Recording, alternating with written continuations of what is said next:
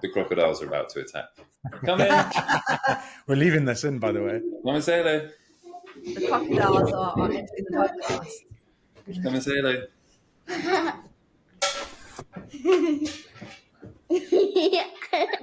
Ready, so 3, 2, 1. Right, welcome to the Identity Human podcast. We're back with your hosts, co-hosts, 2 hosts, 2 hosts, Don and Ray Armand. And we have a very, very, very special guest tonight in the form of Martin Barnes. Martin, good evening. Good evening, guys. How are you? Welcome. Yeah, very good. Very good. Thanks for having us. Thanks for having us. Thanks. I'm a bit nervous. So My pleasure. Welcome to your podcast. So Martin is from my story. I'll let him tell you guys what he does. But we first met because Martin was doing like pitch club, and I was trying to work on my pitches for the Gaming Athlete. So and I can't remember how we got connected. I don't know if you linked and inboxed me or if Ray was like, this guy does pitches. So he did this pitch club every Thursday at like 6. And I joined the one, listened to other people's pitches, got some gold out of it. Did my pitch to Martin. I think I joined 2, and then I couldn't join because the kids were like 6 o'clock and I said, I'm so sorry, I can't join. But I've always watched him grow his journey and how he's helped people. And then 2-3 years later, loop back round, and obviously I'm doing the leadership stuff with Samson Armand, and Martin is really going forward with that public speaking and not public speaking, but teaching people that there's an art form to it. And it's when we talk about structure, like it's essentially giving the you don't know what you don't know answers to people when they just think we can go out there and just tell a story. Like it's incredibly insightful when you get inside Martin's realm and what you come out with on the other side. That's from my journey. So I have the utmost respect, belief, excitement for the journey that he's on and the difference he can make in people's lives. So Martin, maybe you can start off from your point of view in a concise and tell us what do you do? How would you describe it? I mean, I think the conversation we were having is interesting, the niching down, because I was actually talking to someone last week in London when I went up there for a quick trip. And I was thinking that I'm even going to niche further down into, I work with female leaders who want to speak on stage. I was just on a call with someone that I'm going up to London with tomorrow to do coaching. She's basically running a startup and in the VC world at the same time. And so I'm thinking, is my broadcasting niche to talk to women who want to get better at public speaking? And for our audience, we just talking to the niche that we're going for. Like Don obviously has identity human. What he's even resisting, he's like, okay, we'll niche the course, but we're not niching the podcast. And I'm like, okay, I'll give you that for now. So our audience, in terms of that topic, is Don's like just helping people be high performance in life. But our audience that we're niching in the course and stuff is like business owners. So it can be entrepreneurs or it can be executives, like people like high up but basically people with like who are driven to business to succeed or their careers, and also have kids and how they get that balance. And so for me, I think a big thing about niching, if I just use like the accounting industry as an example, is if you don't niche, you are so busy trying to serve all these people and running around like a headless chicken. Whereas if you niche, you get to know your niche so well that you can focus on serving them better. And you actually are just a lot calmer because you're confident in what you're doing. Yeah. I mean, that works for me because I'm like on the edge of the swimming pool going, do I jump in and just say I just talk to female leaders? But what I've also done is I have twin girls. So in some sense, the family, I want to work with the women that are going to write the books my kids read. Oh, yeah, I love that, yeah. So when people ask me what I do, I tell you I'm a crocodile wrestler. Okay. And why is that? That is what it feels like being the father of your twin girls. Oh, we have twin girls. They come at me, and one goes low, one goes high, one goes for the neck, the other goes for the ankles, and they take me down like I'm a wildebeest. And they literally get what they want, whether it's more TV, more playtime, more attention, more candy, more biscuits. And that is how I introduce myself that's my pitch to you as a total stranger when I want your attention. when I want to make sure that you're not thinking about emails, thinking about the trip home, the shopping list, whatever it is that you're probably thinking about when we speak to each other. Because so many people go, it's like everybody is going to be asked within the next 48 hours, what do you do? And how do you make sure that that moment is like super present? And I was doing a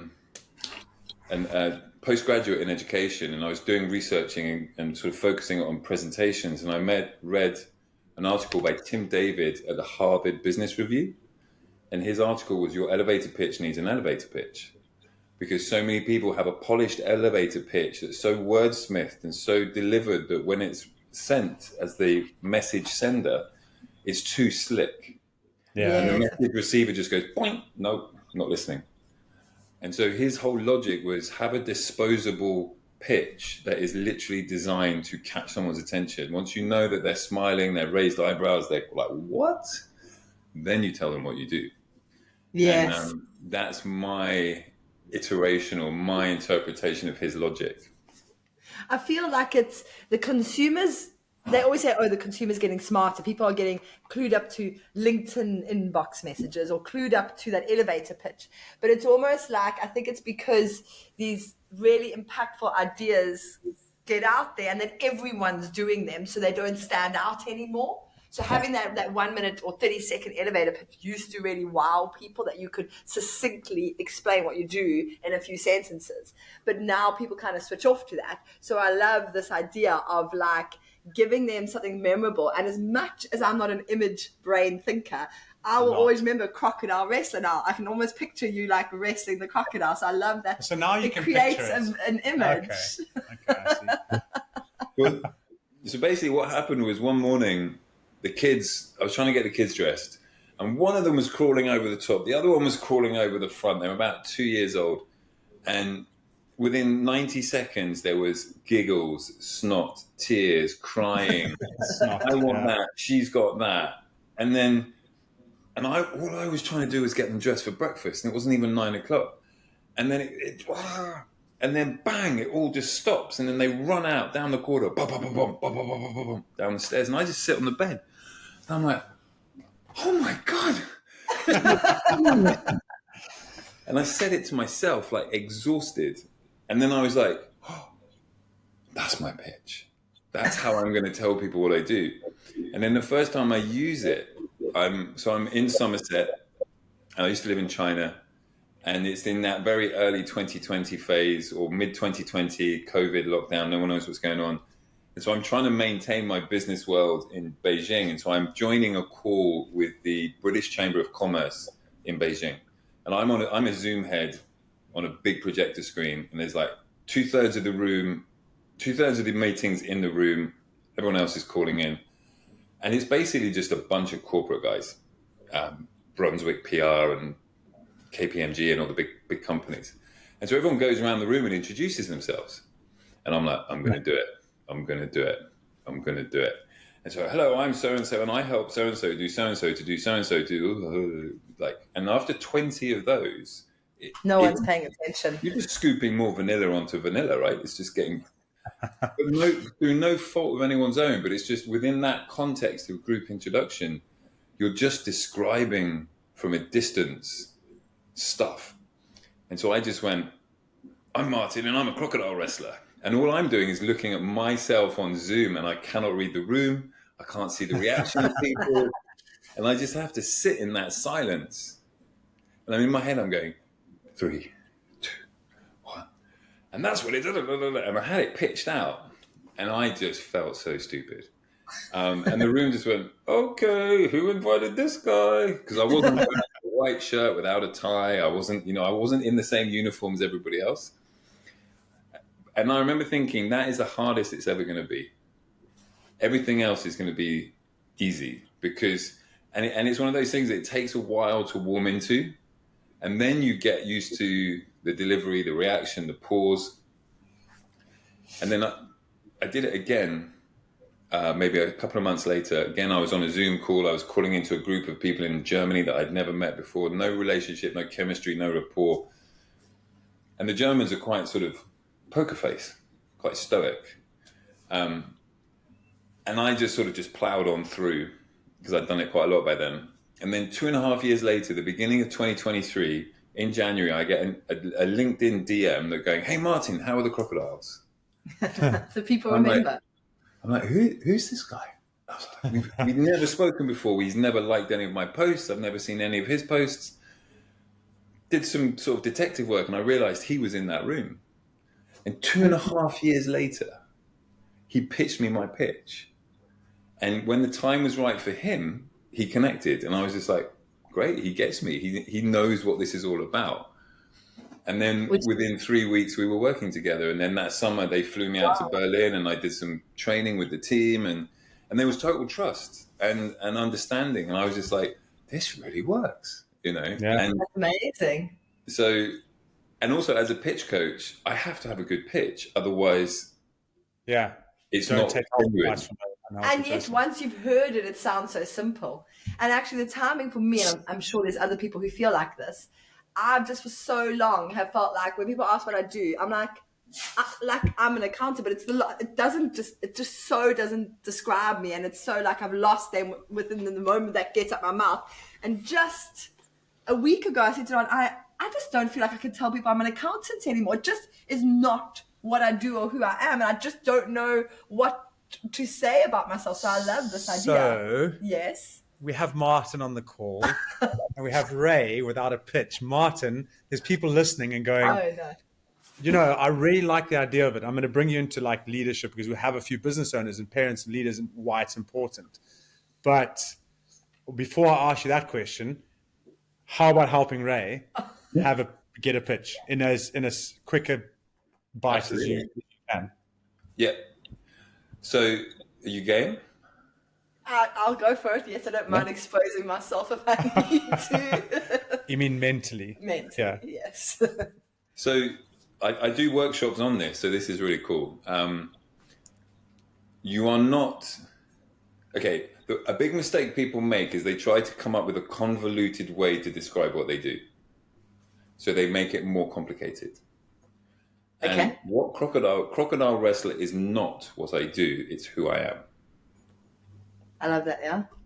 So I'm not trying to package what I do in a neat little clever phrase. Like you're not trying to do alliteration, you're not trying to be smart with a pun or anything. Yeah. I am trying to catch your attention and make sure that this moment that we're talking, whether it's me talking to a camera and you talking to a camera, but we have each other's full attention. That's the whole purpose. So the further away from what you actually do, the better. As long as you can then pull it in. Yes. Yeah. And like you said, you are so much more than an accountant.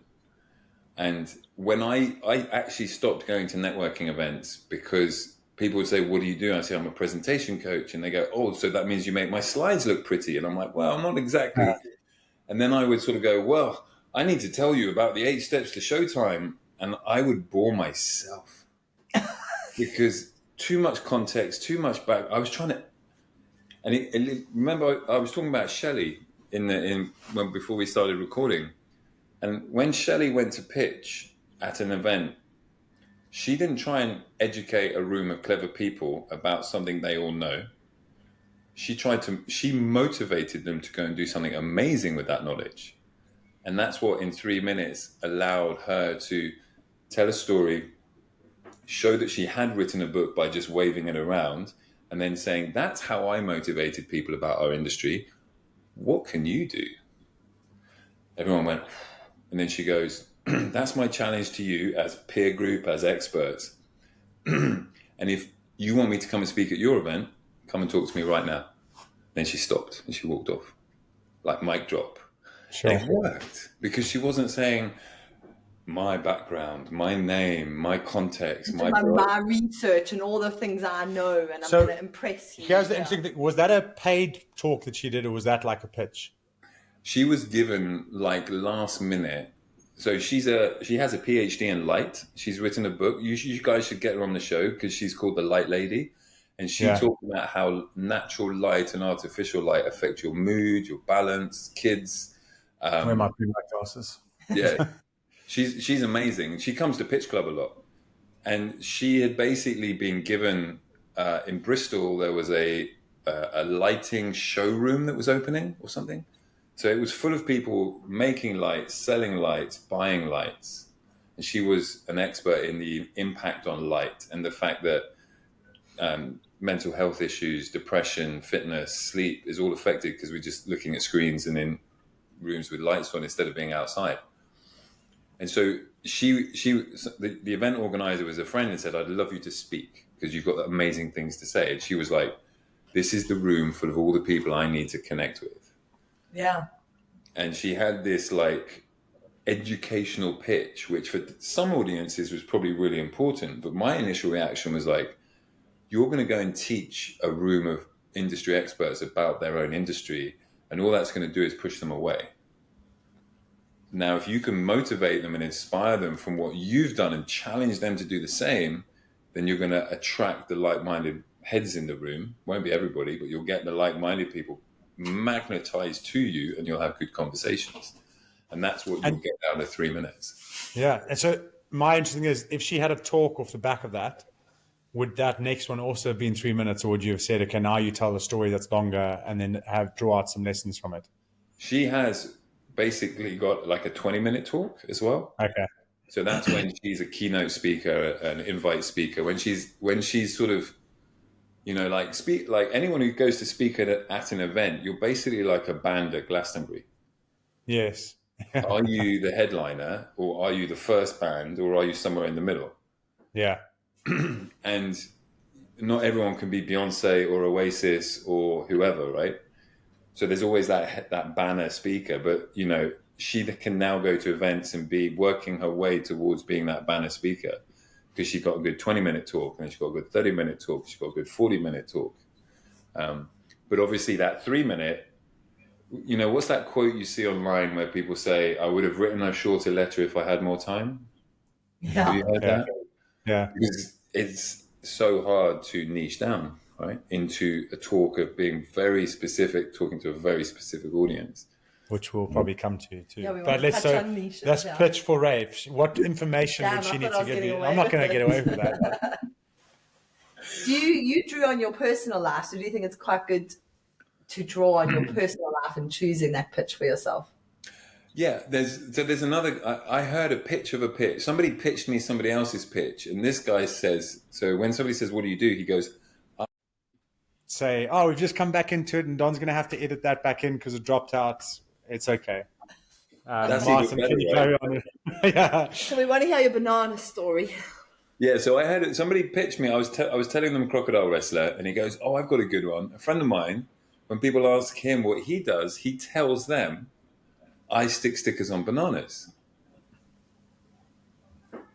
And he let me sit, and I was like, what does that mean? And he goes, he's an aviation safety expert. So he says that a plane is safe and can fly. Stickers on bananas, very good. So this guy that I've never met has got me pitching his pitch to people who've never met him, who will never meet him. And I was just like, this is absolute genius. And he's figured out for himself that someone's going to say, what do you do? And he can do two things. He can either sound really interesting and memorable, or he can explain about something incredibly technical and niche. And so that brings it back to you. You don't want to be known as an accountant, right? Because I'm an accountant and I help people do stuff that's quite complicated. Yeah, tell as anything. So what is your version of I stick stickers on bananas or crocodile wrestler? And the thing is... Yeah? Sorry? No, I was going to say to John, I don't even feel, before I heard your idea, I don't feel that accountant describes it, because I would say the best dull version I could come up with is that I'm a business owner, because I don't even do accounting anymore, though I own 2 accounting practices. We run a swimming pool hire business. We have a digital course. You know what I mean? I just enjoy building machines that basically machines that make a difference in people's lives and that, ultimately make money because there's an exchange of value. but so dull as that. Well, it's just, I call it like a frosted glass pitch. You know, when you see someone walk behind frosted glass in a meeting room Yes. and you can see a silhouette, but there's no texture.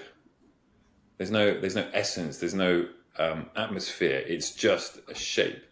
And so when people go, I'm a business owner, I help somebody do X to do Y, all of the heavy lifting is on the audience because they're going, I don't know. And then you're assuming that we see it the same way you do, with the same clarity and the same background and history.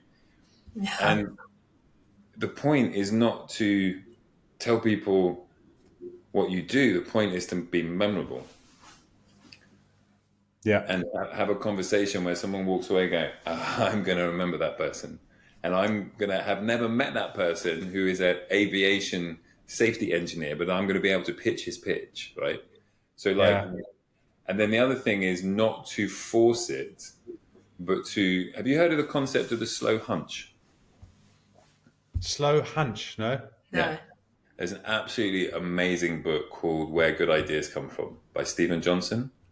Okay. And he breaks down the 7. So the front cover of the book is a light bulb. And his main premise is the myth of an idea being this aha moment is rubbish. It's actually 7 factors that he's identified. One of them is liquid networks. He said ideas and innovation really accelerated when people moved into urbanized situations because they were living together. So the fact that you're in this kind of ever-changing liquid network of a city or a village or a tribe or whatever it might be. And then there's 7 of them. I can't remember all of them, but one of them is called the slow hunch. And that is when an idea is like orbiting around your head very slowly and keeps coming back into orbit, and it takes you a while to solve it. And connect the puzzle pieces together to realize that it's a good idea. Yeah. Yeah. And you pick it up, it's like a Rubik's Cube. You pick the idea up, you turn it around a bit, you put it down, and you go and do something else. And like flow state is when you're rocking and it's all, but flow state's like energy intensive and you just don't have the space to be in that.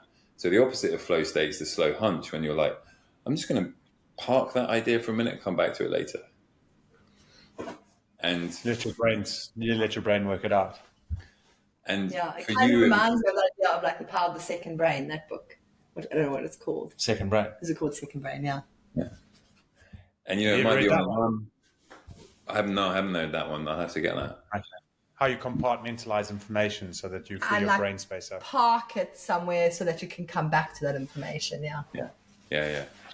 I mean, again, it's like, so yeah, if you're thinking like, how do I get my pitch? If you sort of sit there and go, I must come up with a pitch, it's not going to work. You're going to come up with really convoluted, complicated, stupid stuff. Whereas if you're now kind of going, I need a way to catch people's attention. Okay. And then you just get on with life, and then something's going to happen. And it often, when you get your kids involved, because they just come in like, you know, don't care about your schedule, don't care about your efficiency. I need you now. And they pinball around 100 topics at once.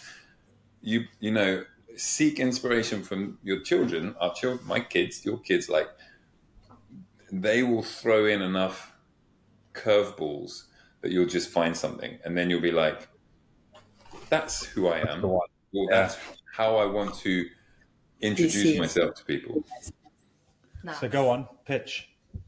Well, you're putting pressure on me, which is exactly what he said not to do. The only visual I have, but I don't think it connects, is Duplo blocks and building Duplo block towers or something, because of just the way I block all these different things into my life. But I don't know. I need to work on an idea that comes to me more. So what do you organically. Yeah, I don't know. You need to add Duplo and something crazy. Yeah, I like that. I love the banana stickers on bananas. It's just so memorable. You imagine, like, that guy must have sat through so many moments where he's like this, and he's almost like, as soon as I tell people what I do, I'm going to take the conversation down a road I do not want to go down, because it's going to get complicated and technical and da, da, da. And so he must have come up with a way of saying, I'm going to take the conversation in the way I want it to go to, where we're actually going to talk instead of me explain. Yeah, I like that. That's what I'm thinking he must have gone through. Conversation. No, so it doesn't become, you want to make it like like you say, where the audience has to do some work, the person you're talking to has to do some work and engage with you, so that it's a two-way conversation rather than you talking at them with your 1 minute elevator pitch, like pulling them into that thought process and that conversation. That's really cool. Something else that we wanted to touch on that we discussed before in chatting with you, Martin, was going back to the person you helped with that 3 minute pitch, which had 3 minutes. And she then, we're talking about like how you support people in actually getting to the end of a presentation and actually giving their audience something tangible that they can do as a next step, what we would call in marketing talk a call to action, right? And then when we were discussing about it, we said, well, it's quite difficult to have a call to action unless you know who exactly you're serving and how you want to serve them. So we thought we could touch on niching and how difficult it can be to niche. Do we really want to go down the niche? You don't want to go down the niche rabbit hole. Don We're going to have to go down the niche rabbit hole. I think, so if anyone is a regular listeners, I think Don has a global thing, an aversion to niching. Today he's been moping around. He's like, I'm just so disappointed because we are finally niching, and he just feels like he's locking out all this world of possibilities. I would love your. Before we get into that, I think framing is important. Because I understand personality. While I'm learning personalities, I don't think you can ever truly understand, and we're not robots. But the more, the deeper I dig, the more I realize that like I'm drawn to thinking like global. I'm like, how do I connect every single person in the world? Like if you think about like gas was just like, I want to connect, I want to like help society, I want to do it. So my thinking is always, if I go down that niche, there's 16 other ones that I'm like, but I want to reach those. And I get it. If you're the niche coach, you're telling me, Don, you can get to those, but you have to start somewhere. So I understand the principle, the logic, the process, the structure behind it. I really get it. But it's almost just emphasizing like the things that we're drawn to. We have to put energy to not be drawn to them automatically. And I'm automatically drawn to connecting with everyone and equalizing with everyone. Shiny object syndrome. No, but you see, I don't think it's shiny object syndrome. I think there's what I've recognized coming into the business world is there's a lot of people that have a certain personality type, whether it's mine, Ray's, Martin's, that have experienced something, come up with a name for it, made it popular, and then made it seem a bad thing. Oh, shiny object syndrome. A CEO or an entrepreneur that has multiple businesses has shiny object syndrome. But because they're successful, then it's not shiny object syndrome. It's they're a really good business person.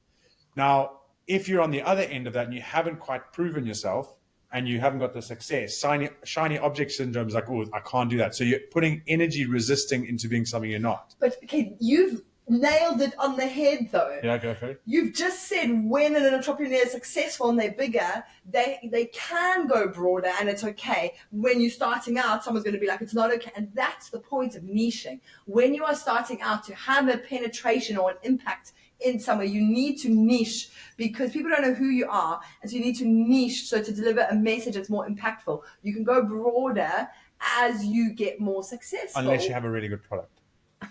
So but your product would be super niche that it's one product.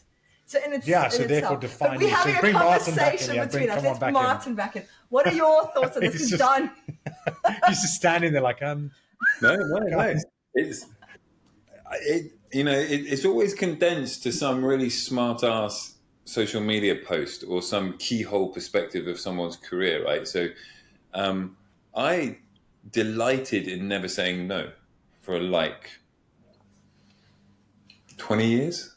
Oh, wow. Just I can do that. Oh, I can do that. And I, was VJing in clubs. I made a TV show. I did a TV commercial. I pitched to A-list actors. T-shirts, flyers, events, everything. Bruce Lee would not be impressed. And people were like, do you think you can do it? And I was like, of course I can. I can solve that creative problem. And it was more about massaging my ego and Yes, I was going to say it's an enjoying the ego. thrill of the problem solving. And then it just got exhausting because I was known for nothing. And And that's everything almost why I needed. wanted to bring the niche up on this podcast, because I feel like you just end up being so exhausted from trying to serve all those different people to the best of your ability. Whereas if you can niche, you can look after one group of people so well, and you No. can bring your best without exhausting yourself. Yeah. So And, it's and, and amazing the, that pe- you went on that journey. the people that you bring when you don't niche are inquire like, what do you do? And so you end up having Yeah. these long conversations with people who are not really ready to buy. And so that's exhausting as well. And then it's just deflating and demoralizing. And then you end up just grabbing the next project because you've got to throw more money in the furnace to keep the steam train going. And therefore you then get even more esoteric and random. And so somebody reached out to me the other day and said, this is what I want to do. And we talked about it. She wanted to get on stage as a female business leader and basically take one of the old white guys off stage and put herself up there. Because Yeah. she's like, it's just so bloody boring and like it's only one sort of perspective. And she was talking to me and a couple of other presentation coaches to get herself ready for a 20-minute keynote speech that she could sort of take around the circuit and build up a reputation. And then when I finished the call, I was like, I'm going to just talk to female business leaders that want to get on stage. Because I thought the call went really well, and all of my other successful, quick, easy projects are all with females, women. Not to say I won't work with men, but it just seems to work. And then I got a message. She goes, "Oh, I'm really sorry, I'm not going to work with you." And I was like, "Oh, it's okay."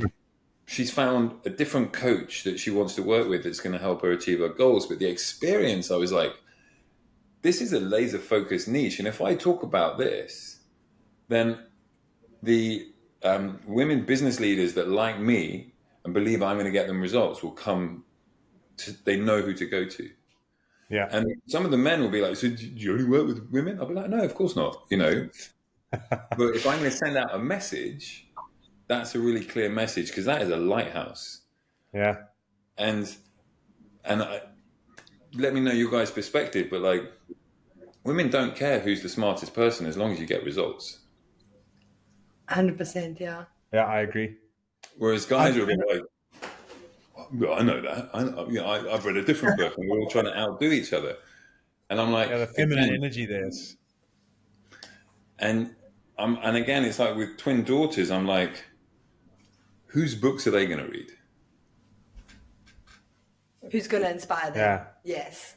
Who are their role models? So I suppose on that, because I think it's quite important, I said I was going to ask you this question earlier, is I know that you're helping people with, say, public speaking, but in my leadership, some of the programs that we'll do, there's about one I'm about, and I'm so excited for it, is like a personal leadership course or program or initiative, whichever word you want to put there. And one of the things that I have in one of the modules is your public speaking, but not just public speaking on stage. It's how you present yourself, how you have those little conversations, because I feel like public speaking is the ability to motivate, inspire, get people tied into a story and understand that makes them leave there wanting to have more of what you had. So that's leading. If you take it into business, you've got a team of even 5 people, 4 people, 3 people, 10 people, 20 people, whatever the numbers are.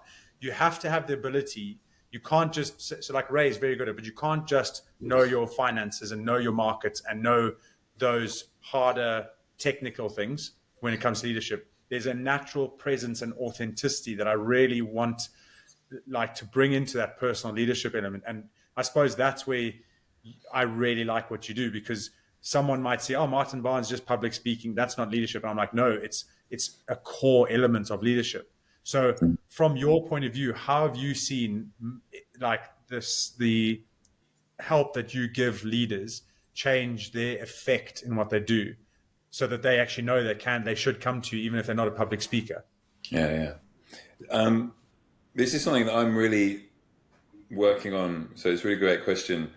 So let's just do a quick experiment. So I'm going to say 3 words, and I just want you to be really present about your gut reaction to those words. Yeah. So the first word is pitch. The second word is presentation. And the third word is public speaking. So pitch, what was your instinct when I said that word? What did you think or feel? Tent and short. Yeah? What? Oh, picture tent. Now I was like, no, like that, like it like a more like an pressure to perform, like you need to get it right, like that, it's like a weighty feeling. So the feeling that the feeling I'd say was opportunities, like at a networking opportunity the other day. And what actually came to my head is everyone was introducing themselves. And I was like, what would Martin tell me to do? And I messed it up. And then afterwards, I was like, I just did the wrong thing. So that was, opportunity comes in there. So that's fantastic. I love it. Different perspectives. A lot of people go pitch salesy. I don't want to sell. I'm not a sale. I don't want to be that secondhand car salesman, which is a real galvanized archetype. Or they go, I'm not a startup. I'm not pitching for investment. And then the other one was presentation. What did you think when I said presentation? For me, my mind is just boring. Like I just think it's longer form. It feels like university lecture. It's slides. It's I had change because I went from PowerPoint to this other program that I use, and I really want to present off of that. It's because, and I think it's like it's Xmind. Okay, I'm laughing because you're giving Martin all these out the box answers. That's where I was like PowerPoint Xmind change. That was what came to mind. So. That's boring. PowerPoint, presentation. Like, who needs another presentation? Nobody. Yes. Like, what would you do to avoid them going to a presentation? A lot. Yes. Giving a presentation feel like a ton of extra work? Absolutely. So it's just like, And then the last one, public speaking. What did you feel when we talked about that word? Or I just said that word? Excited. So I felt more like that again, that like weight of like everyone just hates public speaking. So it like just has a negative feeling. Not necessarily for me personally, I don't mind it, but like there's such like a like a negative connotation with public speaking. People freak out about it. So it's just like or if you're the audience, they say, it's just a motivational speaker, and they make.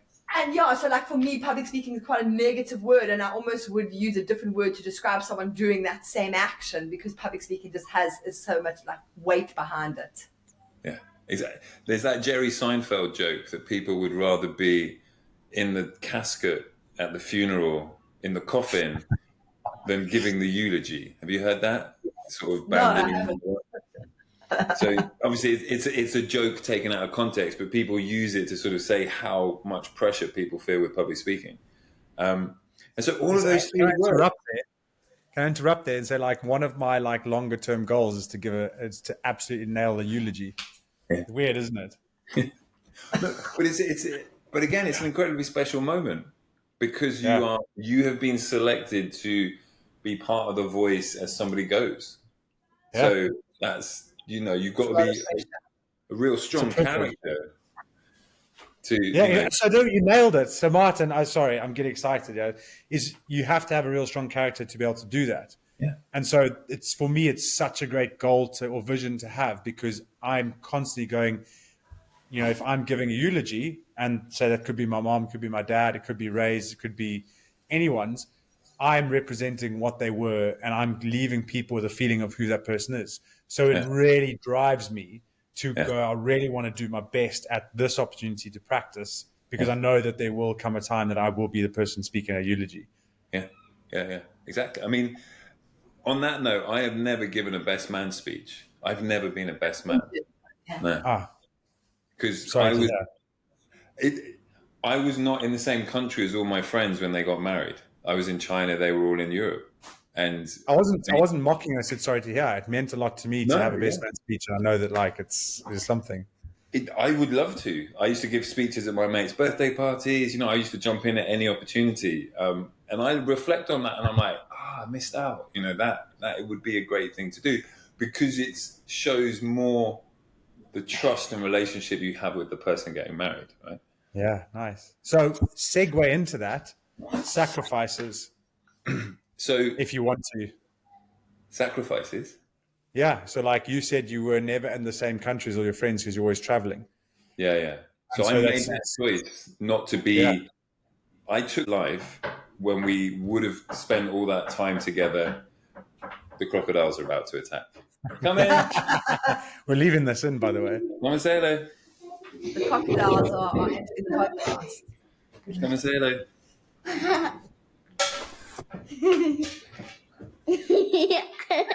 Hello. Crocodile number one. What's your name? Eve. Eve.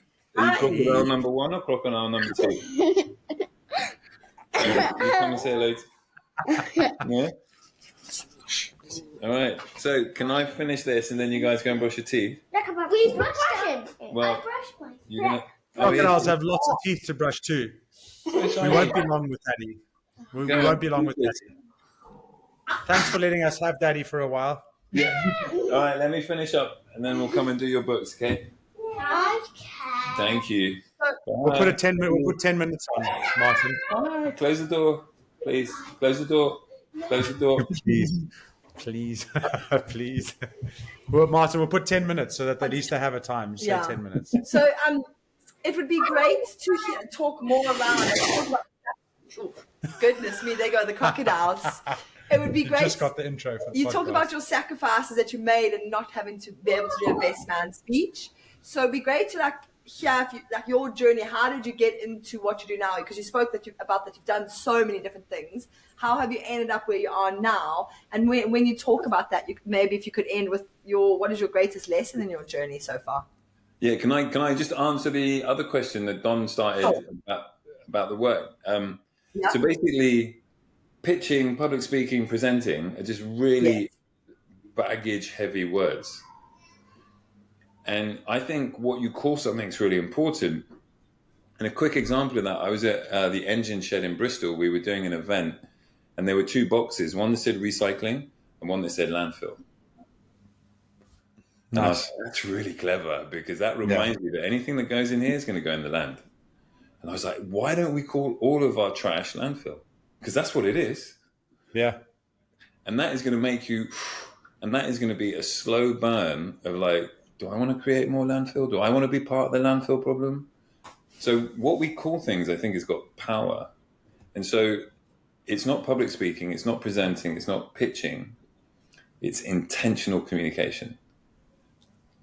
And this brings it back to the leadership idea of like, you could be talking to your team on a daily huddle. You could be talking at the weekly meeting. You could be setting the vision after the quarterly retreat. You could be talking at a conference. You could be raising investment.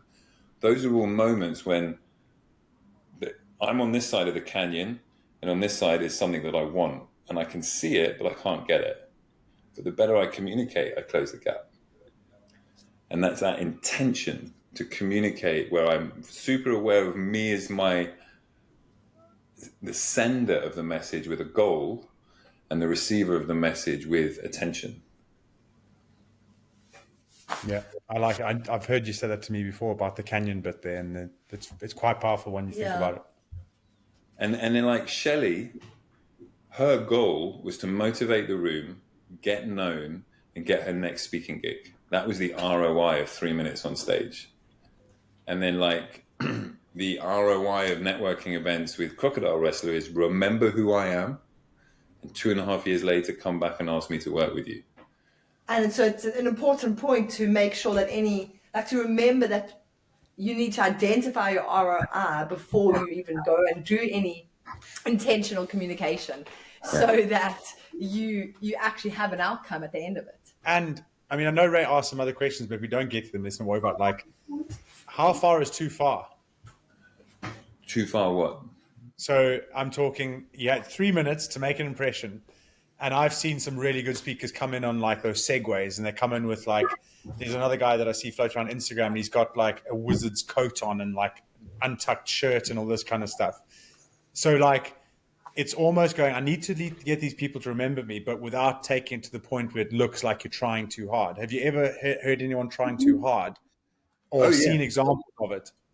So what that somebody Dan Kirby, who's another guy you should get on the show, he introduced the concept of a social object, which is Okay. an idea. So you've seen me in my orange jumper, Yes. and my orange jumper is a social object. I wear an orange jumper to a networking event, so I don't wear white, black, grey, blue, or brown. And I'm the only person in the room with a bright orange jumper. And I walk through like a highlighter. I'm like highlighting that space. And the guy Chris Bentley, when I gate crashed his event with no ticket, I was wearing my orange jumper, and I was talking to one of the other people, and he walks over and goes, "All right, orange jumper guy," and he instantly knew who I was. And so trying too hard is a gimmick, and it's a sense, right? It's a sort of nuance. You have to know. You have to be self-aware enough to know if you're getting it right, and you've got to try a lot of different things. But a social object is a great way of kickstarting a conversation that's not about the thing but ends up at the thing. Yeah. So I suppose that's the same as a memory trick when you want to remember something is remember something obscure. So like a pink elephant dancing in a tutu. It's a very vivid, different image. So there could be a pitch. I make elephants dance in pink tutus. Okay. How's that relevant? Well, we break down the elephant and make it seem a bit ridiculous and light-hearted, and then we build it back up bit by bit. Yours. I love the elephant analogy. So many people love the elephant analogy. So yeah. So yeah, sorry. Yeah. But it's one of those things that if you stay inside your own head too long and you overthink it, you just sort of spiral down into not doing anything. And it's that tired old cliche of iterate, experiment, try, go for it. It's kind of a cliche because it's so true that we say it a lot. Yet what people don't do is back it up with the story of how it worked and why it worked and the time it didn't work. And that brings it. So many people, storytelling is such a buzzword. And then there are so many storytelling experts that get onto LinkedIn or something and explain what a story is. And I'm like, you got to tell a story about what a story is. You can't. Yeah. You can explain it later. But if you start by going, a story is this, and this, it's kind of like, so you don't know how to tell stories. You know how to explain stories, but you don't know how to tell stories. And I don't know if that's getting too meta, but for me, you've got to be able to do it and almost do it where it's not too contrived, but it's natural. And so my story is Shelley at the lighting thing. She's one of my go-to stories. All right, that's enough showing off. Off you go. I'm coming. Another crocodile. Say goodnight. Say goodnight. It's got to be anecdotes. It's got to be observations. It's got to be experiences, and they don't have to be. I often will mash people together like plasticine. This person proved this point. This person proved that point. It didn't happen perfectly like I wanted to, but I can, mush it together a little bit. Yeah. Nice. So, do you want those questions on like? No, I just sort of wanted to go. Okay? Maybe just to have something. What has been your biggest lesson on your journey? So many. I have messed up. I have made every single mistake in the book. Like so hard, crazy. Which was your favorite mistake? I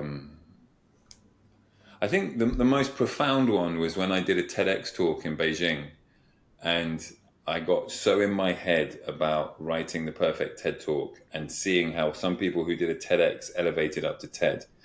And I did a project where I was in advertising at the time, and we worked with blind photographers in China shooting a car commercial. Wow. It was just amazing. It was such a beautiful project. That's a pitch. Yeah, and the story, and it all kind of made sense. And I made the talk so insanely complicated. I wrote this thing for 3 weeks, and I didn't do anything else for 3 weeks. And I sat in my comfort zone of writing and designing the slides. And then I remember standing in my room, presenting to my sofa, thinking that was practice. And then I would just constantly fluff the first couple of sentences and just really polish the beginning. And then the event organizer loved the story and they put me on first. And I had 18 minutes in front of 100 people doing a TEDx talk. And I was like, oh my God. And when it was happening, my mind was going, what are you doing? And then I started like, imagine getting a pack of cards. And my script was a pack of cards that just went, I was pacing in circles. My leg was jiggling. I started eyeballing somebody at the beginning, at the front of the audience. She was like smiling. The little voice in my head goes, there's the exit sign, run away. And I bolted. Is this on YouTube? Luckily, it's buried somewhere on the Chinese YouTube, and I don't know where the link is. And I tried searching for it, and I can't find it. It's a monkey on my back. I've never watched that video. I cannot watch it. And I came off stage, and I was mortified. I think so. It was the best and the worst moment. The best because I was doing a TEDx talk. I was talking about something I'm really passionate about. Halfway through, in my mind, I just ripped the script up and just spoke until they told me to stop. And then I kind of landed it. So it was like a pilot going through a hurricane. That's magic. And I got off that stage and I was like, this moment is super important. This moment is crazy important. And then you stack on a whole bunch of advertising projects with stupid deadlines and pitching to Volkswagen and Mercedes and NBA and Nike and Cartier and all these things, like high stake moments. And that's when I was like, that's when I went from I do creativity to I do presentations. And the journey I've been on the last 12 years is presentations for who? So that hourglass. So the visual that Martin is the hourglass. So just if people are only listening, yeah. You wanted to briefly describe your hourglass sort of analogy and what you mean there. So you go from doing, like, I never said, I did every project that came in front of me for 20 years. I think I said no once. And I had this really eclectic background. Then I realized I needed to niche. So from a wide point to a thin point, but then presentations for who, and then it widens out again. And as soon as you go, and you guys will be going through this yourselves to different degrees. It's like, I have this career, I have this expertise. I'm going to really focus on that. And I'm going to cut away all that other clutter. But then you realize that focus is so universal that within that, it, like, you zoom in again and you realize that this level of person needs this support, this level of person needs that support, and it becomes as diverse again. So that's the hourglass. Yeah, you're right. We've done the same thing, and I'm sure others too. Like it's first like, well, what do you niche in, or who do you niche? And then when you hone in on that, you realize, well, there's even more sub-niching to do. So there's always more, and the more you can niche, the better. Yeah. Well, you saying that? No, but hold on. You keep thinking I disagree. You agree with the logic. I agree with it, and but the emotive response to niche is quite strong. good separation. Yeah. Right, Martin, we have taken up a lot of your time. Just before we go, Zoe has made blue sand. And it's Oh, glittery. no way, Zoe. Wow, That's awesome. Very cool. So That's Zoe fun, is all into experiments, and you're into gymnastics and backflips. No, not backflip. Backflips. All right. Not backflip. Bet you they can't wait for Back Daddy's bend. story. Backbends. I don't like it so much. Yes, you do. Lisa. All right. Yes. So that was it. Part 1. Part 2. Yeah, we'll do it. Yeah, we'll do it in a couple of weeks' time or a month's time or whatever. All right. Outside. Yeah. Let me say goodbye, and then I'll come read a book. And keep all this in, because this is what it's like parenting, right? Yeah, 100% we will. We will, and that's the whole point.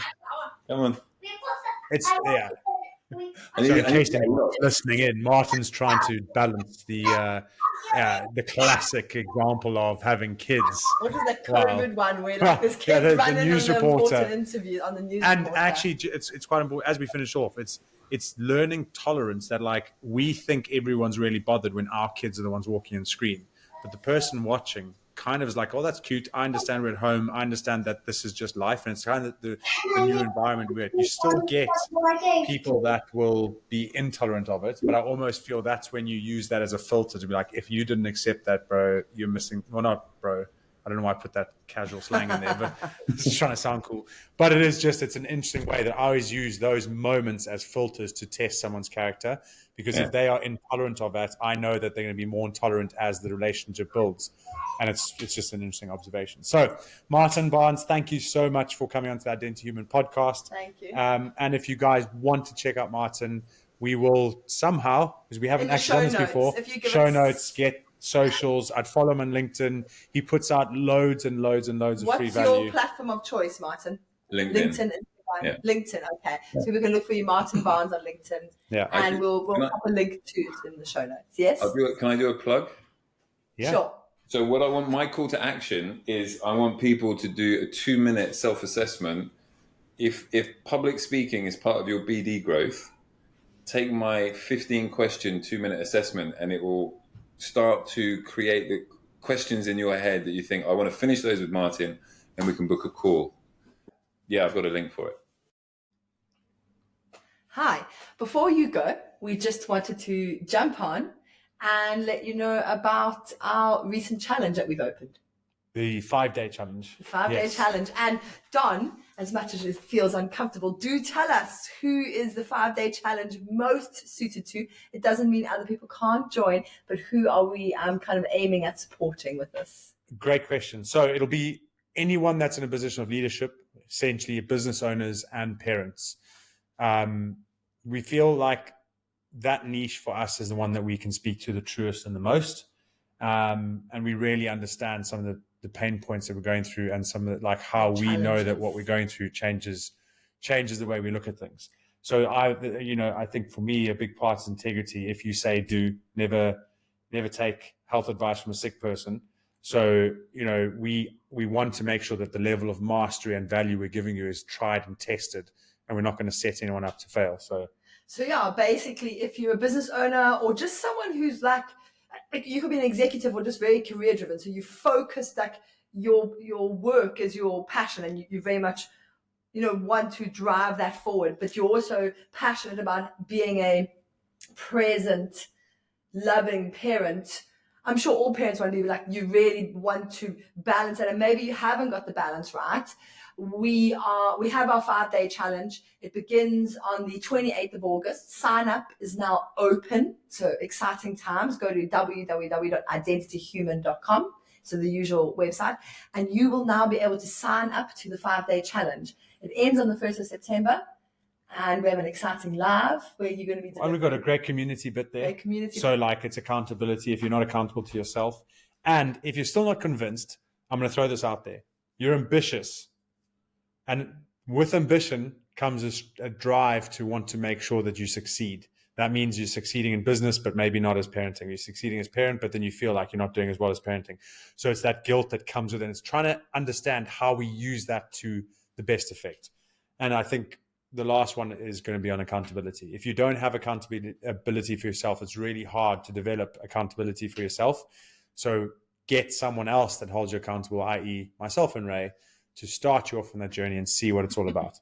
And to give you a taste, the 5-day challenge is free. So just come and have the experience. At the end of it, we will be telling you more about the course or the program that we're launching. That part is paid for, but there's absolutely no obligation to sign up. We just love having a big community to join us on these challenges. Yeah, and see what value we can add. And if you're not going to do it for yourself, do it for your kids. I know that's a big one for me. The whole point of what we're doing here is we know our kids are going to grow up into the same society, potentially the same social circles as your kids are. And so let's make sure that they get along, right? Right. Thank you very much. Cheers.